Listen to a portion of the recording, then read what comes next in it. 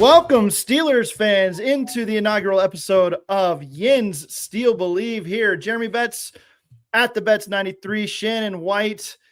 Shannon, do you have a Twitter handle? I don't know if you do or not. But welcome into the show, everybody. It's Betz and White on Wednesday nights. We're going to be doing this thing for the foreseeable future, and I could not be more excited. Welcome in to Steel Curtain Network. And Shannon, welcome in. Thanks for joining me tonight. And we're going to do this moving forward. I'm excited for it. I am too. We talked about it a little on last week's Pump Your Brakes finale, and with our new name, Yinz Steel Believe, I want everybody to get used to that and to get it in their repertoire and because I like the name because we are men of faith. We are Steeler fans who believe in this organization and that we're going to be heading in the right direction again. And I'm anxious for it. I'm looking forward to the rebuild. We've kind of reconstructed our podcast platform a little bit with this new show. And I think the Steelers need to do the same with, I'm ready for the word rebuild to be used, whether Art Senior wants to use it or not. Yes, sir. And I'm going to go ahead and let you do it since you set it up, invited our special guest to the show tonight to open things up for us on Yinz Steel Believe. So go ahead, Shannon, introduce our guest for tonight. Yeah, they've known this young man for quite a few years now. I did different podcasts with him. And, I look for people that I follow from Pittsburgh, the beat reporters, the guys with the feet on the ground. I love his training camp, walk and talk with Nick. I watch him every day and have the utmost respect for a guy who calls it like it is. There's no hyperbole. It's straightforward. It's honest. He's like my man after my own heart that he meant when he's wrong. But the good thing about it for me and Nick is that happens very seldom. But exactly. I want to welcome and thanks for being on the inaugural episode of Yinz Steel Believe to my buddy Nick Farabaugh. As I used to say, the first time I ever met him was back Pitbull, and I said Fireball, and he said, "Oh Lord, this guy's corny." but thank you for coming on tonight, buddy. Yeah, thanks for having me on, guys. I appreciate it as always. Good to be on here and set the vibes for you guys. Congrats on the rebrand and kick it off. Yes. Yeah, I'm excited for it. Nick, you and I have talked, I think, on a show a couple times as well. So good to have you back on. And this show is just kind of like a midweek release, right? For Steelers Nation. That's kind of what we're going for. Laid back, lots of fun. We're going to have some good questions for Nick here, some toughies. So Nick, I hope you brought your notebook with you because we're going to get into the nitty gritty of what Steelers Nation is discussing right now. A lot of QB talk, a lot of combine talk, but first I think we should get to some of the latest news. And Nick, get your thoughts on first off, the Steelers' maybe second, I guess Calvin Anderson was the first announced cut of the offseason last week. And now just before we hopped on, it sounds like the Pittsburgh Steelers are going to be moving on from tight end Jonnu Smith as well. Nick, this made sense from a cap perspective. It made sense from how things panned out last year, new head coaching or new coaching staff, all of that. Your thoughts on Jonnu Smith being maybe the first notable cut for the Pittsburgh Steelers this offseason? Had to be done. Listen, he was redundant with Freiermuth. Freiermuth was visibly frustrated with his usage. He was a better fit in the scheme for Mike McCarthy. He's a better player. Everything about that made sense, Listen, teams called about Pat Freiermuth and thought maybe they could trade for him. And the Steelers said no. We are not going to trade Pat Freiermuth. We're going to keep him because we believe in him. And he is a locker room leader. He's viewed very highly in the organization. I think he is somebody that they hold in very, very high regard. And so he's staying. Darnell Washington set up to get a nice little extension this offseason. And so Jonnu Smith had to go, man. It was just redundant. He didn't do anything better than those other two. The other two were better football players. They have depth. And so to me, it made so much sense to move on for Jonnu Smith. They saved $7 million in cap space. I mean, that $7 million in cap space can be a defensive tackle, could be a corner, could be a safety, could be another inside linebacker if you wanted to reshuffle that room. There could be a lot of different players, man. That could be with the money you sign Kenny Gainwell back. Like, you can do a lot of different things with $7 million. So you needed to move on from him. It was redundant. And this just didn't work, man. How many times did we see him get manufactured touches? It was like he was into this role. It was like shoehorned in. It didn't fit. And Mike McCarthy's offense, it wasn't either. I think he could still be a useful player, but it didn't fit in Pittsburgh. Shannon, your thoughts? Yeah, I totally agree. Last year at the trade deadline, I was like, they need to move off of Jonnu Smith. If you could get something out of him, get something out of him, because he was keeping touches away from Freiermuth and Washington, who were better options. He had a Pro Bowl year for a bad Miami team that he would just settle in the zone and two would hit him, and he'd get 7-8 yard completions, and he had quite a few of them, and he made the Pro Bowl. But that's not Rodgers. That's not Aaron Smith style either. And it was just never a right fit. How many times do we see him and Rodgers not on the same page? I mean, they never found any comfort level together. So I think every time he was in the game, I felt like that he was keeping, plays and targets away from better options. Freiermuth was criminally underused. So I think it had to happen and use that money, as Nick said, with extend Washington or rework his deal and get these guys taken care of, because they are more complete players.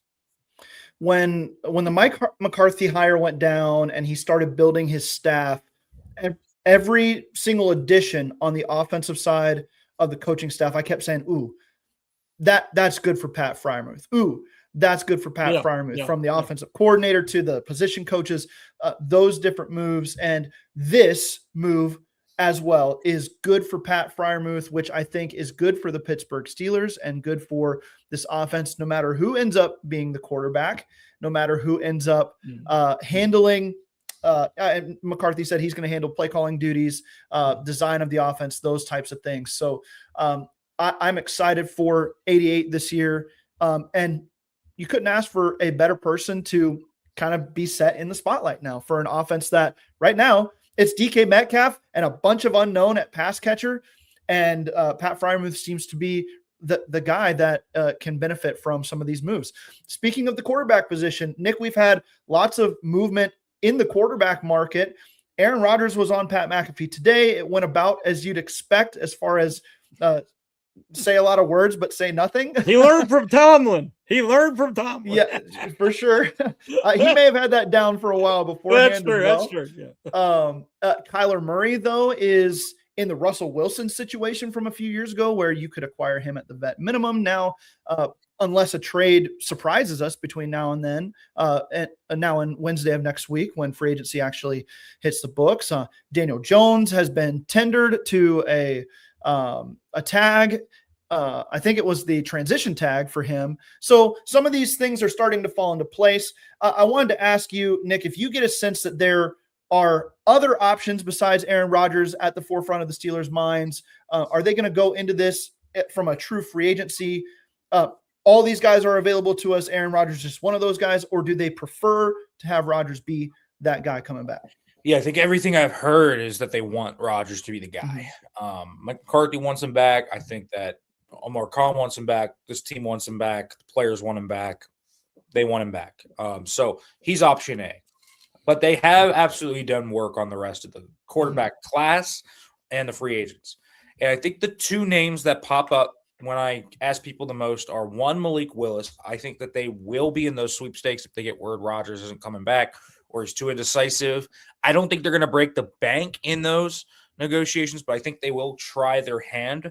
And the second guy is Kyler Murray. He is someone I know Mike McCarthy likes. Kyler Murray, I know he likes his game. And you can get him on the vet minimum. There's no better bang for your buck acquisition at the quarterback position this year, that they're going to have a lot of competition for him. New York's interested there. Minnesota's interested there. So there are going to be teams that are vying for Kyler Murray's services. And again, neither of those guys comes without significant questions in their own right. Aaron Rodgers has significant questions. Kyler, though, injured, small, much more of a sideline quarterback. I don't really throw over the middle of the field. Hard to operate the West Coast offense when you're just kind of putting only to the sideline. Yep. But that is Kyler's game. He is athletic still. Will be 29 years old, so maybe you can find some juice there. His 2024 tape was not bad. I actually watched a little bit of it today. I thought Kyler Murray was pretty good in 2024. So there might be something you can kind of drag out of there if that's what you wanted to do. But I mean, overwhelmingly from everything I've heard, option one, Aaron Rodgers. But if it comes down to that, I would keep my eye on Malik Willis and Kyler Murray. I wonder with Kyler too, like the situation feels like that basically he'll be able to pick the spot that he wants to go to because the money's not going to change no matter where he goes. So if he wants to go play in Minnesota because of the weapons there and the, Kevin O'Connell's culture there, he probably will. I would assume he would want to choose something like that over maybe some of the unknowns in Pittsburgh. Potentially Miami's got Tua on the books at huge dollar amounts over the next few years. So they would love to probably land a $1.3 million quarterback for at least one of those years. Shannon, your thoughts on the Steelers and the QB carousel that will be over the next couple of weeks? Well, you think that I would like Kyler Murray and Young and these guys better because we're the same height. But I don't want that because, as you say, these gentlemen, I understand they struggle to see over the line, they throw over the middle. They have a lower viewpoint and a range of view, a range of being able to read the field and go through the progressions. It's harder. They got to have the throwing lanes.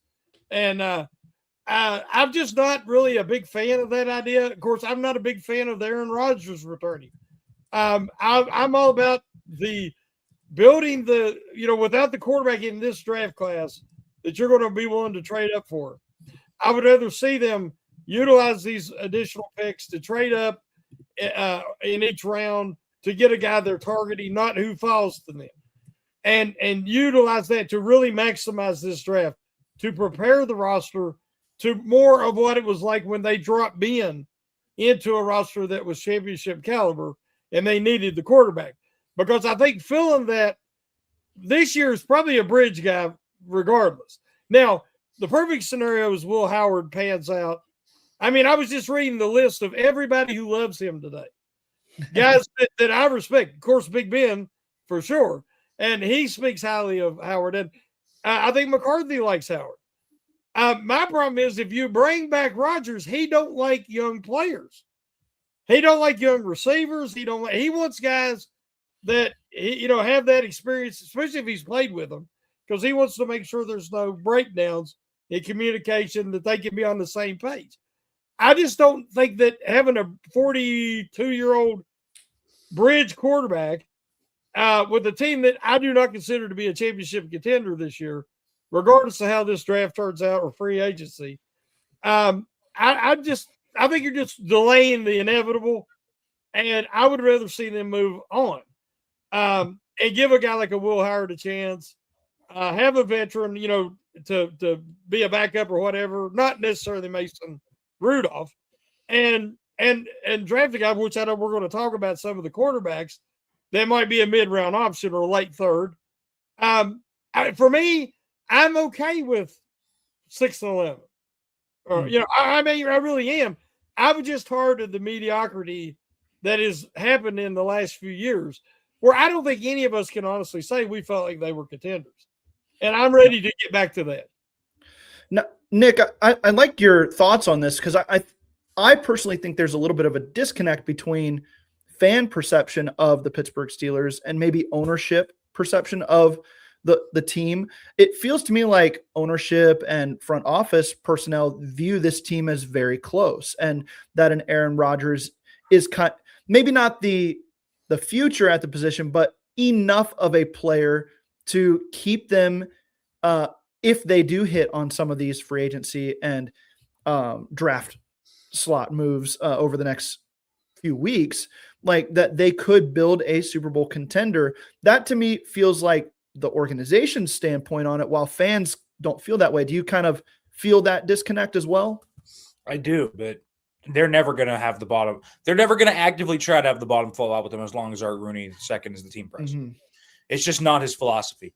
So, I have a hard time seeing them go into the regular season with Mason Rudolph and Will Howard. I don't buy it. Sorry. If anyone tries to tell me, I had one member of the organization actually at the comment say, if Aaron retires, we could just go with Mason and Will Howard.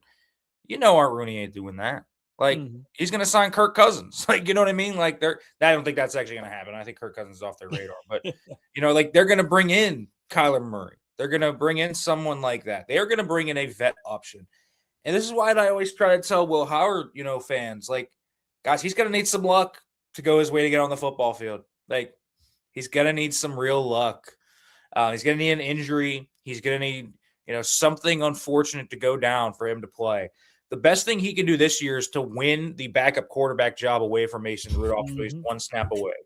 That's what all those guys in common. When we talk about the Dak Prescotts, the Brock Purdy's, Tom Brady, even you look at all those guys. What is the commonality? Those guys won the backup quarterback job, then had a break go their way and showcased what they could do. I mean, I could go through it. Romo had a back injury. He obviously retired, went to the booth. He was great. Purdy had Trey Lance snap his leg in half. Jimmy G got hurt a few times. He had a few things happen his way. Drew Bledsoe's head got taken off for Tom Brady to get. I can go through even a guy on the mid tier like a Tyrod Taylor had some help happen in Buffalo for things to go his way. I can just go through the list. Kirk Cousins was the 4th round pick. He wasn't playing until RG3's knee got hurt. That was his break.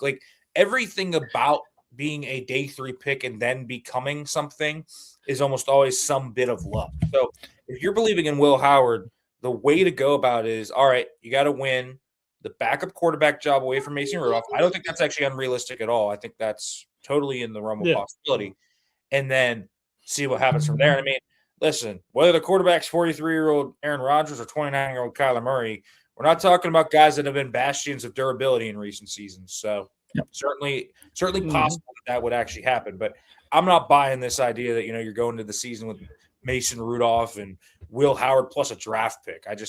That's not in the organization's DNA in recent years, and certainly doesn't fit what Art Rooney's going to do. So to me, they're going to sign some veteran there. That's probably just going to be the name, the starter, day 1 of training camp.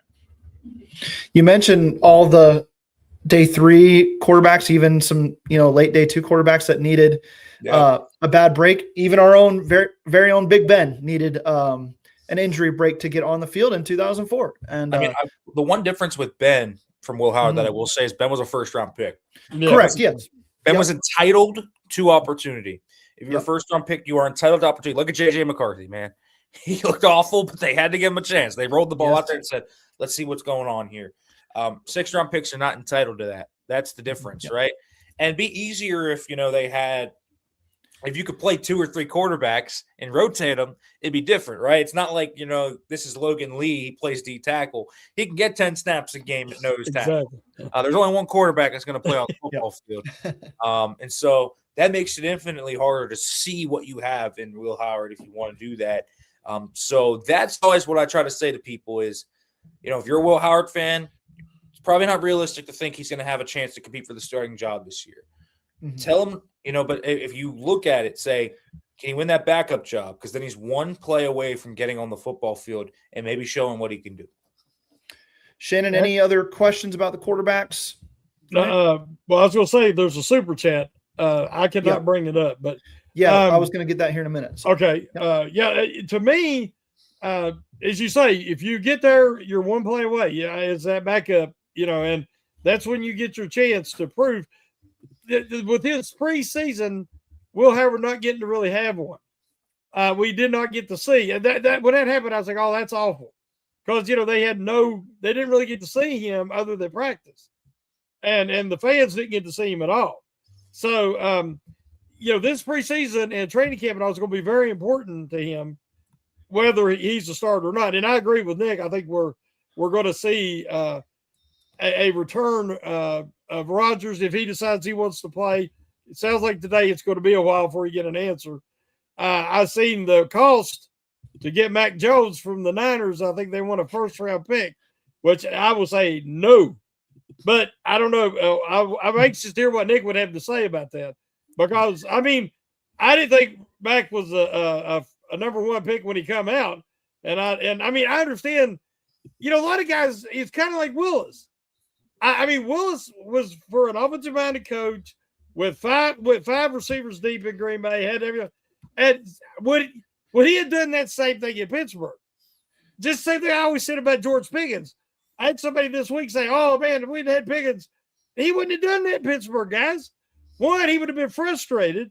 He would have acted up just like he always did because he was frustrated because the Steelers didn't have any offense. They didn't have the right quarterback. They didn't have an offensive-minded coach. So we have to look at that. And just because Willis had success in Green Bay, how much are you going to throw at him to project on what he's going to do in Pittsburgh? But I really would like to know what Nick thinks about the Mac Jones situation. I mean, not for a first-round pick. That's what I say. It's crazy to me. I think at his height, he is like the 14th best quarterback in the league. He played in Kyle Shanahan's offense. Like, that is a perfect fit for him. Exactly. Now, there are going to be elements of like the Kevin O'Connell offense with Angelico as the OC. That's kind of where Mike McCarthy was going with that hire. I think they're going to be some different play action under center stuff, some more wide zone, things that you think about when you think about Kyle Shanahan's offense. But man, it's not going to be like, it's not going to be the same thing, right? It's not Mike McCarthy calling the plays, not Kyle Shanahan. And a first-round pick, I mean, that's just absurd. There's no shot they're getting a first-round pick from anybody, to be quite honest with you. And if you were talking about a third-round pick, okay. Like, third, fourth, First, no. It's just crazy to me, to think about that. I mean, like, this feels like, the Tanner McKee thing. Remember, like 2 weeks ago, Bill Baltimore was like, Tanner McKee. You're like 2 third-round picks for Tanner McKee. Like, come on, man. Hey, Nick, our audience was like, who? Right. Okay. Like, I'm just saying this. I'd rather pay Malik Willis $20 a year any day of the week than trade a first-round pick for Mac Jones. But they're saying $30 a year for Willis. I don't see it. I don't see it either. I know. So I don't see it. And you look at the history of this stuff, and like, it's getting increasingly more expensive. But Justin Fields got $20 million and had way more experience, way more tape. I mean, Malik Willis has 6 starts in his career, and you really go through the tape. There's really like 35 to 40 true dropbacks in that sample size. There's a lot of screens, RPOs, QB run. Like, there's a ton of different things. And I like Malik Willis. Like, if they can get Malik Willis for 2 years for $40 million total, I don't hate that because I think it's a good dart throw. They have the cap space. It won't nuke their cap next year if they have to cut him. And the best option is he ends up being the guy. He could be everything that everyone talks about. And then boom, you have your franchise quarterback. So that's the type of risk to me the Pittsburgh Steelers need to be making. They need to be making this type of risk at the quarterback position. And for Malik Willis, I think it's not a bad spot to go to. I think he fits beautifully with DK Metcalf. I think, the Steelers will surround him with talent. You can pluck 2 Packers if you want to. Bring on Romeo Doubs with him, right? So you can do all of that, and that can be a totally fine plan. And yes, there's like definite holes in the Malik Willis plan. No doubt about it. But I honestly think from a process standpoint, there's a really good argument for it. But still, the Steelers, I think the fact that we are having discussions about this, it just showcases where they are in the quarterback landscape. You're going to be on this hamster wheel next year, So. One more quick question, quarterback question. Yeah. Knowing how it is in Pittsburgh, brother, with the weather, the wind, the field, I'm talking about the elements, not even this offensive scheme this year. I think you need somebody more durable, somebody with a bigger arm, because we've seen Ben, he can handle that. He had that arm, he had that size. I think that in an ideal world, you need that versus because it's not a fast track. A lot of times these real mobile quarterbacks and everything are much better on a fast track, artificial, but they got to have the arm. Now, one thing about Willis, he has the arm, which Jones doesn't. So, I'm with you. If for that price range, Willis does make some sense. But I think somebody will overpay. They always do. I could see it. I could see 25 a year. I have a hard time seeing get to 30. That's crazy. Me too. Yep. The teams to me that need a change of scenery at quarterback in the worst way are also the ones that have major struggles in the cap situation. The Miami Dolphins aren't going to be able to afford Malik Willis at $25 million a year. I don't believe they'd have to do some real voodoo magic there in the cap room to make that work. And then the Vikings are kind of in a similar predicament, maybe not as bad, but they do have more financial constraints than the Steelers would from Malik Willis. One thing about Kyler Murray that's under the radar, yes, he's smaller, but he's got big hands and he's got a cannon of an arm. I think he could handle the Pittsburgh elements if that were to come down to it, if he were the guy. My final question, then we'll hit the super chats and then we'll go to break and then we'll talk some combine, Nick, when we come back after that. My final quarterback question, is there any world where the Steelers, instead of spending a late round pick in the draft on a quarterback, use one of those day 3 picks on an Anthony Richardson, or if JJ McCarthy were to become available, something along those lines? Do they take a swing in that regard? So I could totally see that happening. Okay. 100%. It's a buy low dart throw. And you're basically saying I like Anthony Richardson more than I like Garrett Nussmeier. Yeah. Which, like, okay, I'm like, that's fine. Like, yeah. Like that, you're saying I'd rather take on Anthony Richardson for this 5th round pick rather than draft Taylon Green. Okay. Like, I understand that. Like, this is not a draft even for great dart throws, man, on day 3. Like, there's not many of them. Taylon Green is one of them. You have Drew Aller, I think, there, and then you kind of have like Cole Payton in that quarterback group. It's just not a great class to need a quarterback. Like, so yeah, you take a dart throw on a Anthony Richardson, on someone like that. Is anyone going to expect this guy to end up being anything? Absolutely not. But you're just getting tools and low cost options in the building just to see if they can, because who knows? Maybe this is the time someone does become something. So yeah, to me, I'm fine with that on like a late day 3 pick. What that late day 3 pick is probably going to be like a safety that's a special teamer for 3 years anyways. Yeah. Whatever. Yep. One of their I think they got 2 6th-round picks, something like that. If the Colts are just wanting to dump Anthony Richardson, I think Steeler fans like myself specifically, I'd like to get some upside in the room rather than what has felt like, and maybe to varying degrees, because I was in on Rodgers last offseason from the perspective of, well, maybe he does have another gear that we just didn't see coming off the Achilles with the Jets, and maybe he can turn back the clock a little bit. But I think we found out that my visual has been the floor and the ceiling are right here for Rodgers. And I would like a little more variance than that, hopefully with the upside part being there. And I'm willing to sacrifice that level of floor to get up to here in some degree. And maybe the Steelers believe that's Will Howard on their roster already. It very well could be. But Shannon, last thing about the quarterbacks, then let's hit the super chats. Yeah, I was just going to say that, I've understood the Russell Wilson. I understood the Justin Fields, even the Aaron Rodgers. A lot of those moves last year, I was glad that they tried something new. They went in a different direction. They wanted to play press coverage finally. They wanted to, become a more modern NFL defense. It didn't work, a lot of it, but they tried something different. And again, this year, Anthony Richardson, a guy like that, it's going to be cost.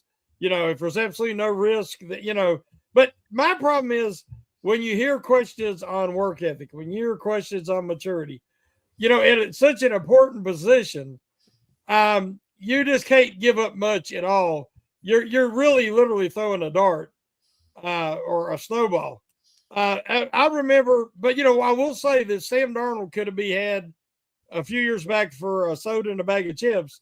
And, now look, he won the Super Bowl. So, environment matters, coaching matters, but you got to try everything, because until the Steelers find that guy at the quarterback position, they're not a true contender. All right, let's hit some of these super chats here. We've got at Chaz H13 with a $4.99 super chat. We appreciate that. He says, we traded a second team all-pro wide receiver in Pickens for a 3rd-round pick. that pick has to become at least a second contract guy for this trade to even make sense. I know we've talked about George Pickens earlier. I can't say I agree with that wholly, but I mean, I'm sure the Steelers would love to see that third round pick, whether packaged in a deal to move up for somebody in the first round or whether spent on another top 100 player. I'm sure that they would love for that pick to turn into a second contract guy. Any thoughts on this, Shannon? No, I mean, again, like I said, I knew when Pickens went to Dallas and he had CeeDee Lamb out there, have Dak throwing him the ball, he's going to put up numbers. Yeah. I knew they wasn't going to win, and I knew that eventually he'd be a problem later in the year, and he was. And he's going to be a problem now trying to get him back in there. And I mean, he's just not my kind of player. I'm a team first kind of guy. You know, the guys I want. I understand his frustrations because the offense was archaic, and he would not have been a good fit. So I think that, you know, again, you got a third round pick or a second round, third round, excuse me, and you could use that to help build this roster over the next couple of years. So I can't judge the quality of the trade based on his production in Dallas because I knew it was going to be there. Last year, after the trade was made, I tweeted out that Steelers fans are going to be begging for George Pickens by November. But come the offseason, they'll be glad to have that extra third round pick. I think that's the majority consensus on the thought process out there. But Nick, your thoughts on this one? That's the best offer they had on the table was a third round pick. Yeah. Teams were running away from George Pickens. Listen, guys, I'm telling you right now, I could write a book on all the things I heard about George Pickens at the Combine this year. Like, not good things. And why he was moved and why everything happened. And it's not a surprise that he went off. He is super talented. You know that. But the stuff that they dealt with on a day-to-day basis in Pittsburgh, he was not nearly as engaged as he was in Dallas. I think the trade may have served as a bit of a wake-up call for George. You know, I think that's something certainly to take into consideration. They gave George chances to prove that he should be a guy that they pay $30+ million to a year. He didn't take them. It is that simple. Absolutely supremely talented football player, freak show, star, no doubt about it. But the Steelers were shopping him all last offseason, trying to move him. The best offer they got was after the draft when the Cowboys of all teams said, we'll give you a third. There were most offers that were a fifth round pick, a sixth round pick, a few seventh round picks. Teams like, we'll just take them off your hands. The Cowboys were the one that said, you know, we'll give you the third round pick. The Steelers said, all right, go. And so that's where it was. He was never getting a second contract in Pittsburgh. The other thing that I heard at the Combine that was actually pretty interesting here is while he played on the last year of his contract in Dallas, it wasn't happening in Pittsburgh. He was going to hold out. And so he was going to cause, you know, a stink in the summer. And so at some point, man, like you honestly just make the move, cut your losses. You understand you're losing a very supremely talented player, but the off the field stuff just packed up too much. And he's learned in Dallas, like good for him. Like I think that there is a maturation going on there with George Pickens from one step to the next, but sometimes he need to be slapped upside the head to learn a lesson. And seems like that might have happened with George Pickens. Nick, two things. Thank you. Because you're not getting the arguments I would have got if I'd have said that. So thank you. And for some behind the scenes, that's what we really need. Because, you know, we hear these things, but when we get somebody that actually knows firsthand account, it just nothing against him. And he's a great talent, and I hope he does great wherever he is, but it just wasn't going to work here. All right, let's pop up this second super chat here from @ThanksMeanJoe, $5. Thank you. Thanks, me and Joe, for the $5. Any chance Steelers have any interest in Linderbaum, moving him or Frazier to guard, or does he re-sign with the Ravens or the Giants with Harbaugh? Is that more likely? Nick, your thoughts? I think they're good here personally at center, and they'd probably look for an actual guard to play at guard. But your thoughts on Linderbaum? Yeah, that's kind of what I think. Linderbaum is a really good player, but I don't think they're going to move Frazier or Linderbaum. I mean, Linderbaum's going to get $20 million per year, man. Like, he's going to get maybe over that. He might get 25 now that Drew Dahlman retired in Chicago. And there's a definite shortage of centers in this class and in this free agency period. He's going to get a lot of money. And so to me, that just doesn't make much sense for Linderbaum or the Steelers. And why would you move Zach Frazier? He's such a good center. There's no concerns about him at center. So I think they're going to go more so to the guard market. I could see guys like Connor McGovern, who is a center guard and played center this past year, but has played guard before with Mike McCarthy, by the way, in Dallas. That's one to keep an eye on. But I could also see guys like Dylan Parham, Ed Ingram, Wyatt Teller, Elijah Vera Tucker, John Simpson. I think they're still going to try and get Sayamalo back. Like, I think all of these are on the table. So I think they're going to look at the guard market more. I don't really see Linderbaum on the table. I think the Giants are probably a fit there, certainly, but I also think now Chicago, Washington, there's a few teams that I can throw out there for Linderbaum. A lot of teams that need interior help, and I think he'll land in one of those spots. Steelers prefer to do their like guard shopping at the bargain bin, it seems like, in recent years. Shannon, any thoughts on the offensive line or Linderbaum or anything like that before we go to break? Yeah, Linderbaum, excellent player, better pro than I graded him out to be. I said Creed Humphrey was the man, and he is. Second best center in the NFL is right here. It's Zach Frazier. That's love your boy. Frazier. Always, everybody knows how much I wanted Frazier, and the Steelers, the interior is taken care of. Everybody becomes a guard if they're thinking about being a center. Just like being a catcher in my sport, playing baseball, it's tough. You take a beating. It's terrible on your knees. It's not glamorous. Being a center is the equivalent of being a catcher. And these guys move out, and now, as Nick said, there's a shortage. So Linderbaum will have his choice of suitors, and the Steelers will, as you said, I don't say bargain bin. Yeah. But it wouldn't shock me if they take one in the first few rounds of the draft, or get them a cheaper free agent option at guard. So I think, really, I'll be honest, the right side of the line and center is taken care of. The left side's where they got to focus. Absolutely. All right, we're going to take a quick break. On the audio side, this live show is not stopping, so stay tuned. We're just going to pause for a minute awkwardly to let the credits roll for the audio side. So stay with us. We'll be right back on Yinz Steel Believe right after this.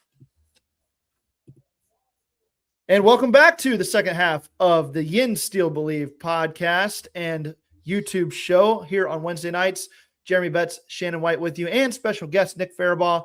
Thanks again to Nick for joining us. Nick, we've got some combine questions for you. I'm sure you've been answering a lot of those recently. So I hate to make you sound like a broken record for those who may have listened to some of your previous stuff, but I'd like to open with a question that may be a little bit different than some that you've gotten, because a lot of us have been asking about wide receiver. The Steelers met with a ton of wide receivers at the combine. We know this.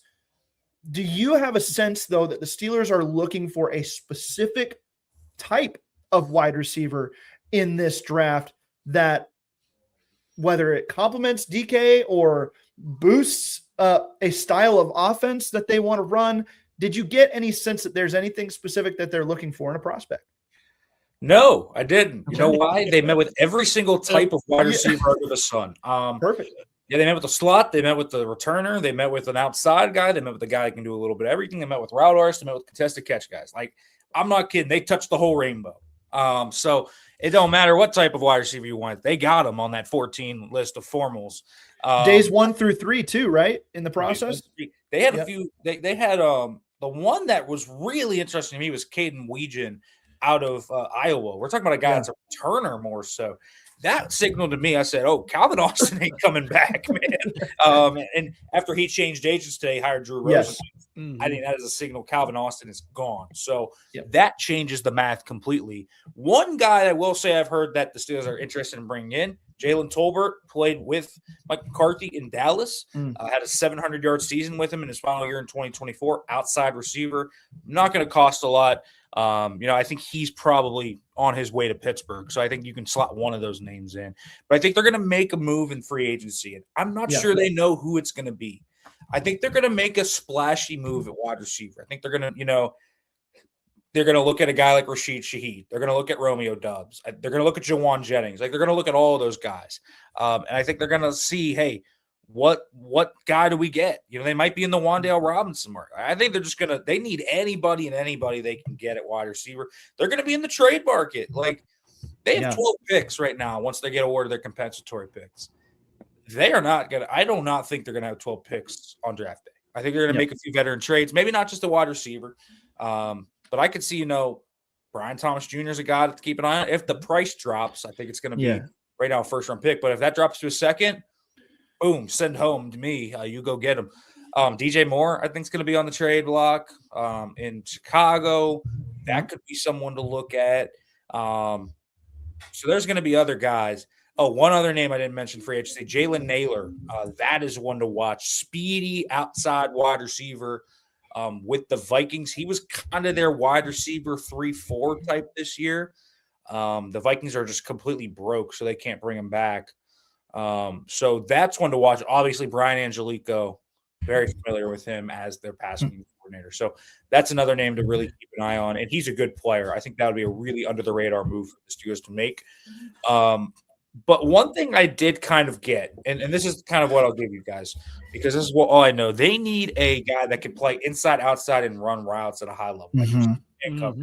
They've never replaced Deontay Johnson. They have not. Since they traded him, they have not found a route runner type.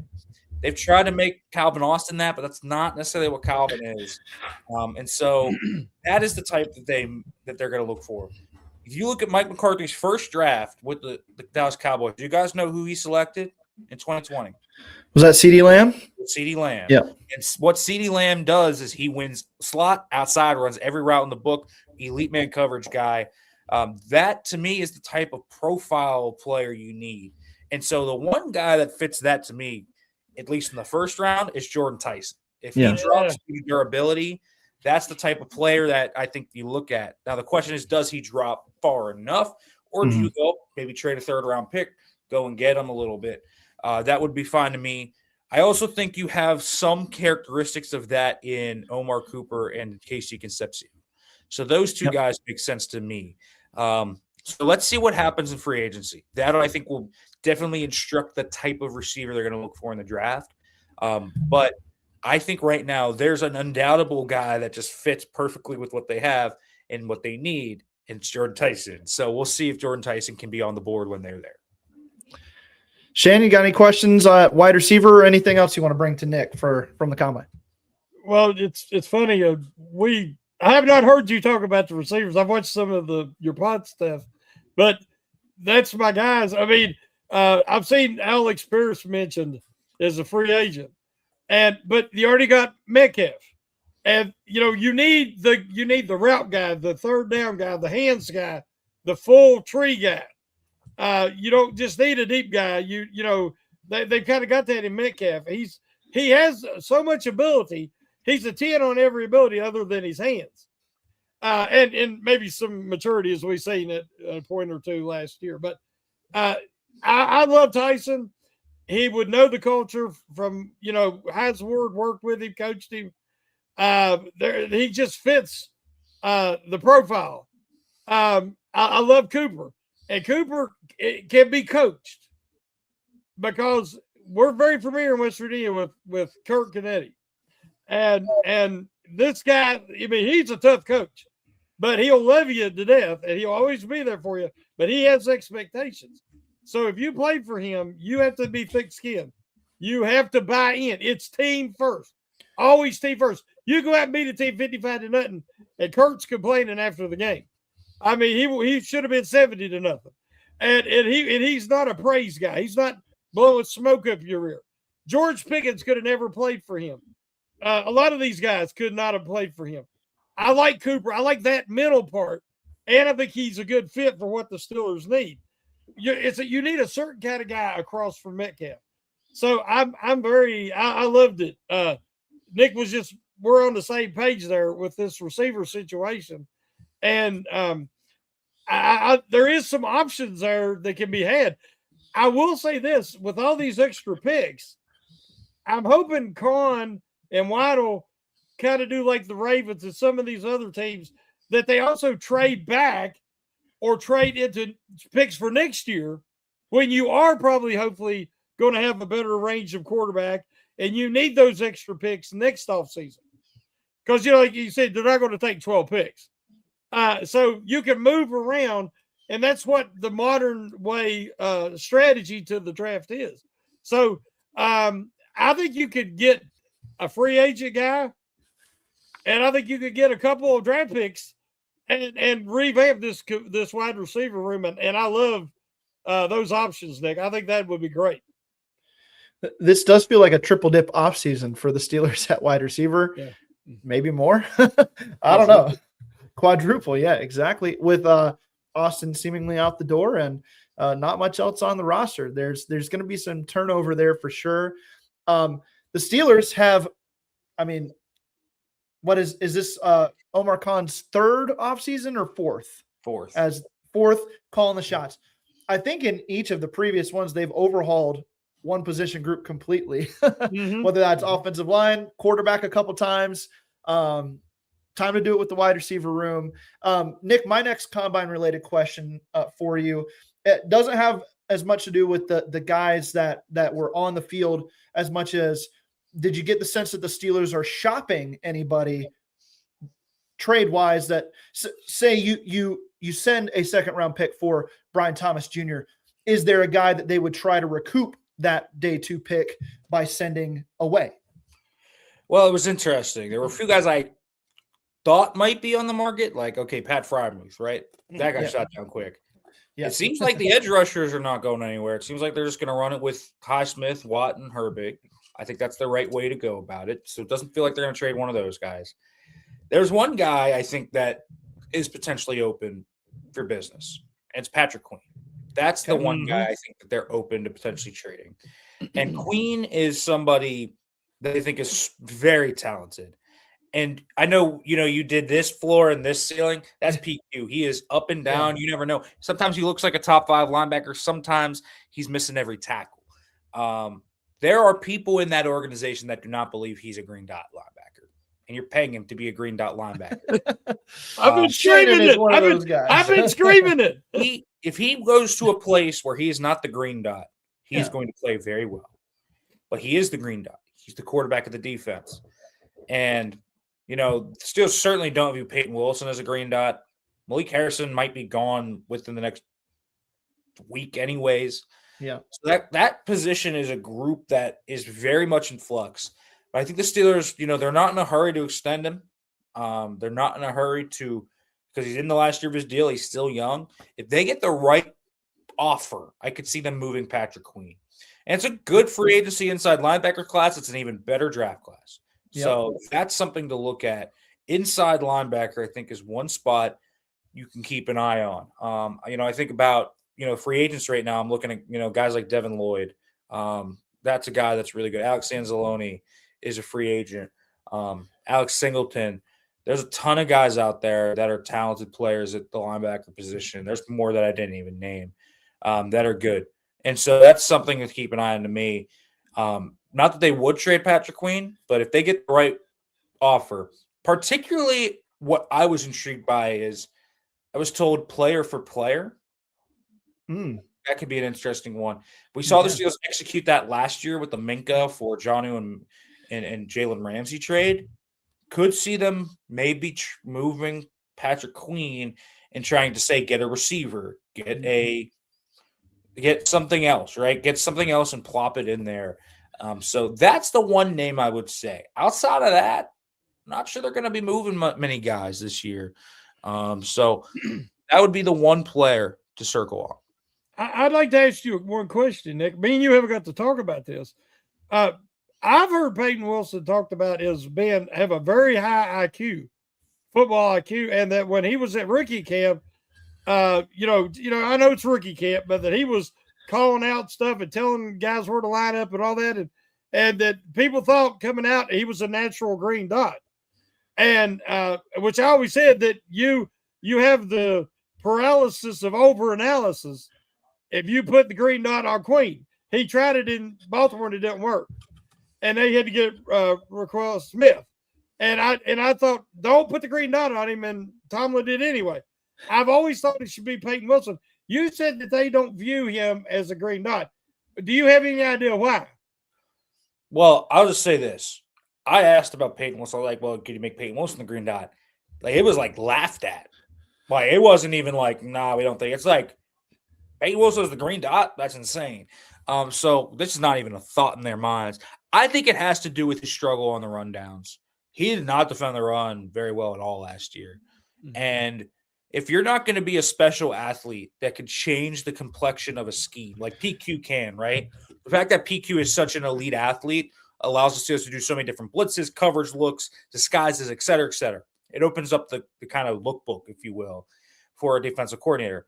Peyton Wilson necessarily isn't the same way. And I think that's something to think about. I also think, second, he is just not a good run defender. Like, PQ is this, like, hair on fire guy that gets through the line and then misses the tackle, but he's there, right? He's there, though. And Peyton Wilson just is big and long and feels like he gets manhandled way too much for his size. And that's why Malik Harrison played more, and he became more of a nickel passing down guy. I think the lack of a 3-down ability from Peyton Wilson, the lack of growth in that area, has kind of thrown out the green dot idea for them. And so PQ's the green dot right now. If they traded him, they would have to definitely find out what they would want to do there. I'll tell you this. I think the sleeper pick in round 1 is an inside linebacker. I don't think people are talking about it enough. CJ Allen, really smart play out of Georgia. Met with him formally at the Combine. They really like this guy. If they traded Patrick Queen, if that wide receiver position is like set enough, don't rule out inside linebacker. It's a sleeper pick, 21. I like and that. Every top defense has to have that player. I mean, you look back through history, and I don't think the Steelers do right at the moment. So, Sonny Styles should not have participated at the Combine because now he's way out of range for the Pittsburgh Steelers. But I mean, if you're looking for a type of linebacker, if you're looking for like a run stuffing linebacker, you probably get that in round 4 with as deep as this class is. There's several guys going to be available, in my opinion, in that range, round 3 or 4, that you could go get. Even then, is it Rodriguez? For Texas Tech? Yeah. I mean, what did you think of him, Nick? So I think this kid's a really high character guy. Mm-hmm. I'm not sure I like where he's going to go. He's going to be a top 50 player, borderline it right now. Yeah. I don't see that type of player on tape. I see a good starter. I don't see a transformational player. Like, I thought 3rd round was perfect for him. He's not as good of an athlete on tape, I think, as he tested. So there's a little stiffness in lateral movements to me. He's a really good player. I just not sure I'd take him where he's going to go. And he really boosted his stock. There's so many good linebackers in this class, man. I mean, if you want a hammer, Josiah Trotter is really good. If you're a WVU fan, you probably know about him. Yeah, I know. Yeah. Arizona State's Keyshawn Elliott is my favorite guy. Okay. He's awesome. He's been on a journey in his career, but really good player, natural leadership skills, 3-down linebacker. There are just a lot of really good inside linebackers in this class, a lot of different flavors of them. And so I think you can find a really good one. I think you'd probably be better off drafting one with PQ here, so that guy gets a year to get his feet under him. Yeah. But I think Rodriguez right now has just boosted his stock so much, and I'm not sure it's warranted to the level it's going to go. I mean, we're talking about a guy that might go in like the top 50. That is crazy to me. Yeah. I like me some Jake Golday out of Cincinnati.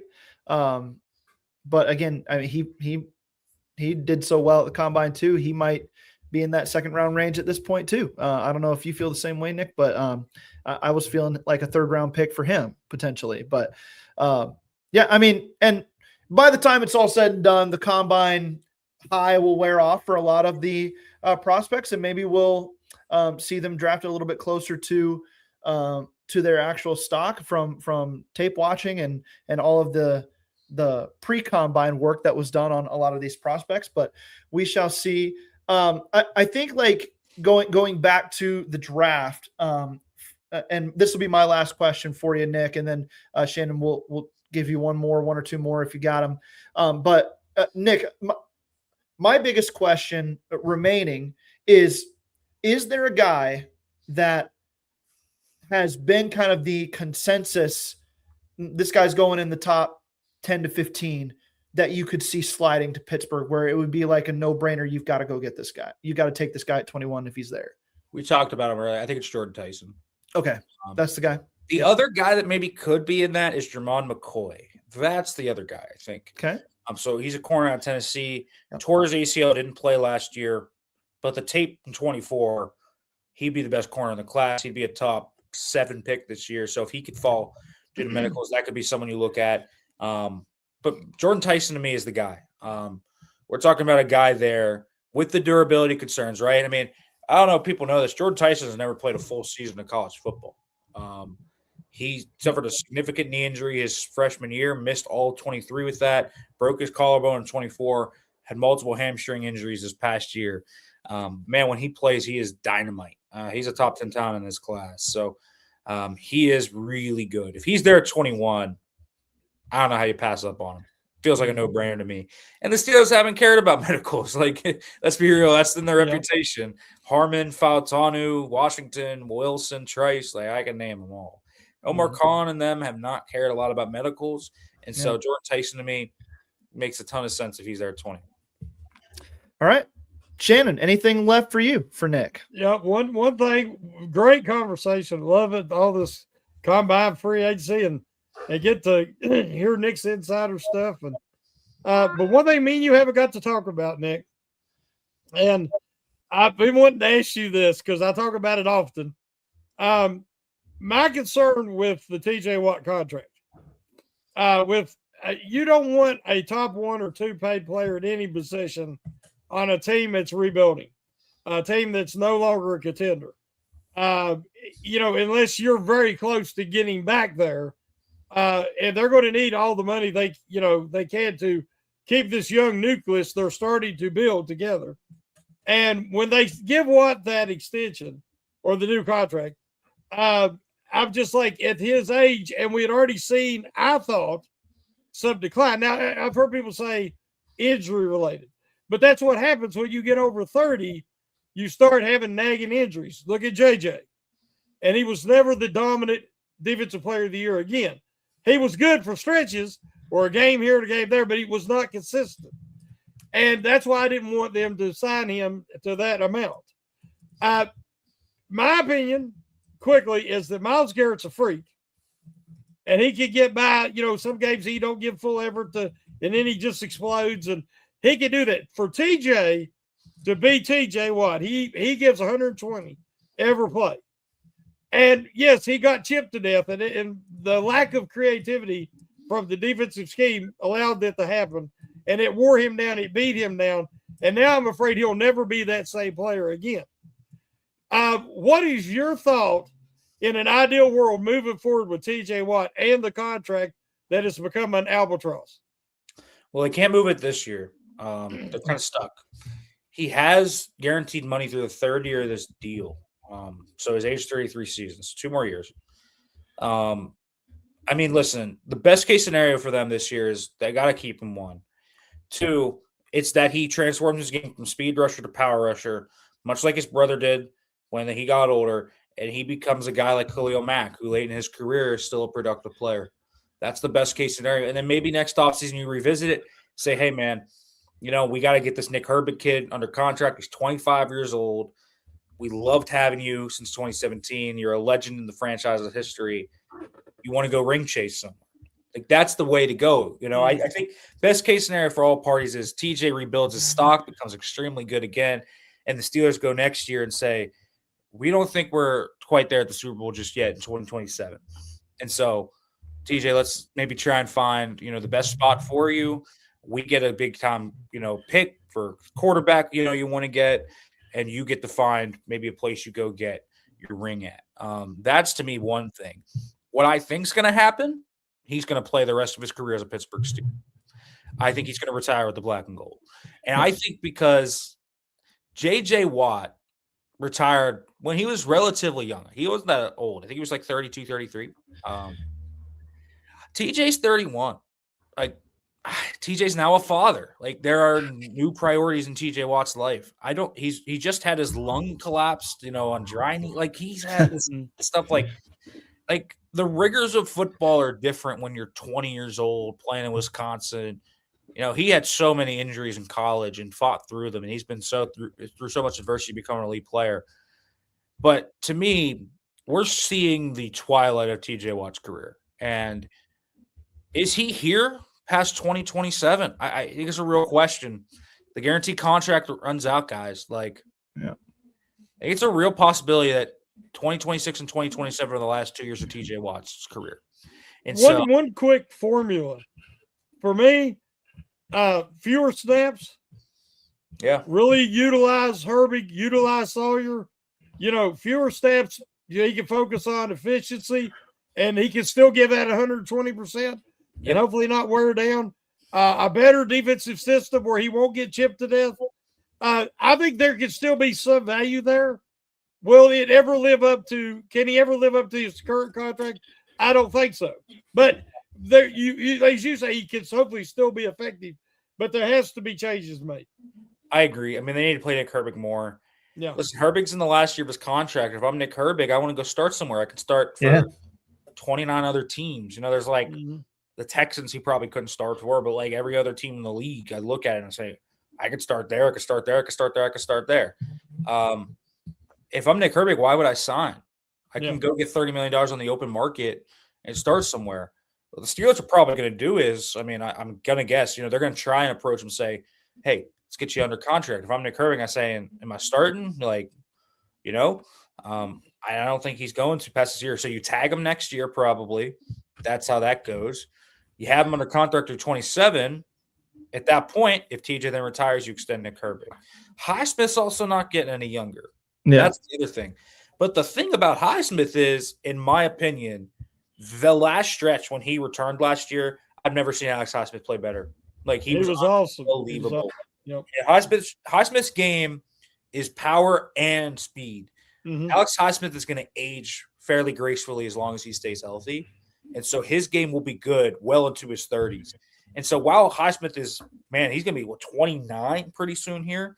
Even though, you could certainly look at Alex Highsmith and be like, you could trade him, right? I just don't want to do that, man. I think his game is the type of game that ages very gracefully. And so you have a Herbig, a Highsmith duo with Sawyer as the 3.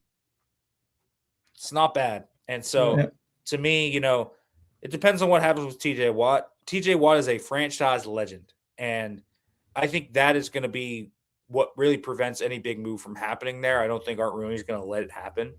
And so I think that TJ Watt's going to be a Steeler for life. He's going to retire with the Steelers, but I think it's a very realistic possibility 2027 would be his last year. I don't think that's crazy at all. No. Hey, I think, with the TJ Watt conversation, my biggest takeaway is that this guy, it's in the mold of what the rest of this, of what the Steelers have done over the years with their aging franchise superstars. They let them call the shots on their career. And it is very likely, in my opinion, to kind of follow you up, Nick, that he does retire a Steeler. So, but we will see. And I would love nothing more for him than for him to kind of regain the form this year. Maybe like Shannon said, play some fewer snaps on more high leverage downs, make a few more plays, but we will see how that all plays out. And for those listening, we really appreciate you tuning in for an hour plus here. We thank you. Nick, thank you so much for taking time out of your busy schedule, and looking forward to all that you have coming up in future episodes. Guys, for Yinz Steel Believe, we're going to have a little bit more time for question answering, and then Shannon and I will have our own segments that we're going to do each week. So be sure to keep coming back every Wednesday night in the future for Yinz Steel Believe. Nick, I want to give you an opportunity to kind of share what you got coming up, where people can find you and your work, and send you off with a big hearty thank you. You can find me on Twitter at Farabaugh FB. Check out my writing at penlive.com/Steelers. I'll have a mock draft. I'm going to have a kind of what I have heard column ahead of free agency. So if you want some inside info, I know I gave some on here, but I'll write some more in there. I have a lot more to cover. Kenny Gainwell, some other things that maybe you were wondering about, some targets that they might go after in free agency. And then make sure to check out my podcast, Steelers Blitz on Penn Live. I'm over there a few times every week. And me and my partner, Johnny McGonigal. Johnny McGonigal covers the Eagles for Penn Live. We dropped a full first-round mock draft today. So make sure to check it out. Awesome. Nick, thank you. Shannon, I'll let you close it out for us. It was good to work with you on the first episode of Yinz Steel Believe, and looking forward to the future here. Oh, thank you. It was a pleasure. Thank you so much, Nick, for coming on. As I've said, there's nobody more knowledgeable, nobody I respect more. I follow all your stuff, and I will continue to do, and I invite you back. Hopefully we can do this again soon. Thank you so much. And I highly encourage everybody to follow your work. And because, like I said, there's no agenda. It's just straight facts. It's straight, we all have opinions, but you share with no agenda, and I appreciate that. So, but yeah, thanks everybody for tuning in, and I look forward to moving forward with Yinz Steel Believe, baby. Big thank you to Capital J journalist Nick Farabaugh. Thanks for joining us. Appreciate you. Thank you all for tuning in. We will be back next week, same time, same place. Steel Curtain Network, a YouTube channel, Facebook. Follow us, like and subscribe, and we will be back. Thank you again. Talk to you next time.